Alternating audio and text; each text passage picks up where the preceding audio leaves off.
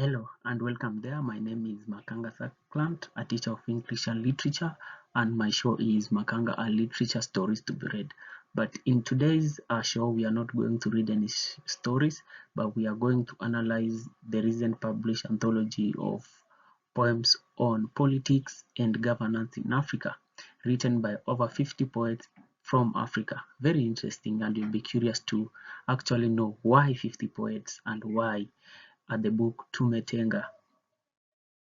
So this is the cover page of the book Tumetanga, the title. And the editors have been so good, they have translated for us what is Tumetanga. Tumetanga means we've set aside, a Kiswahili word meaning we've set aside. So why we've set aside? We've set aside is a phrase that has been used by many politicians in during their campaign, and even when they are in power, they end up telling people we've set aside some money for some projects, and those projects, most of them, they are not delivered. So I think maybe, just maybe, these poets were trying to communicate that. Now if you look at this word or this title Tumetenga itself, you can see it is written in bold, and then there are some droplets of ink.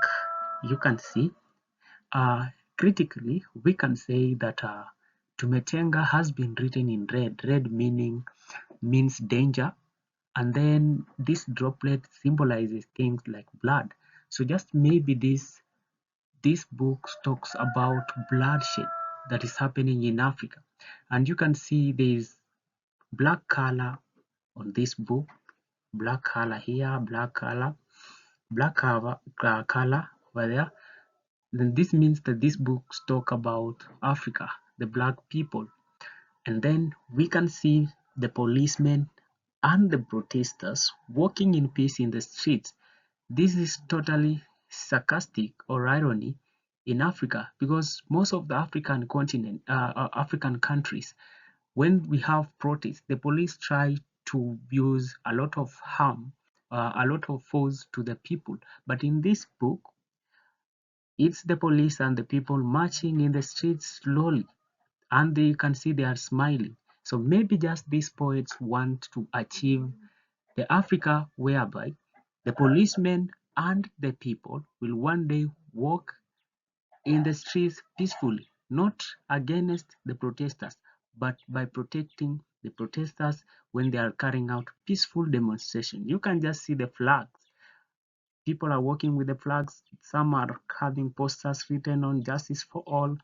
Others are calling for a better Africa. Maybe just this poet from this anthology, they really want to achieve this, a better Africa where each person's voices, they can be raised and they can be heard, and the police won't use force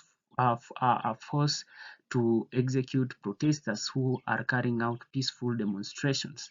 Just maybe this book is talking about an Africa that every person is able to air out their voices very well, an Africa where bloodshed is not going to happen, an Africa whereby each and every person has a right to carry out peaceful picketing.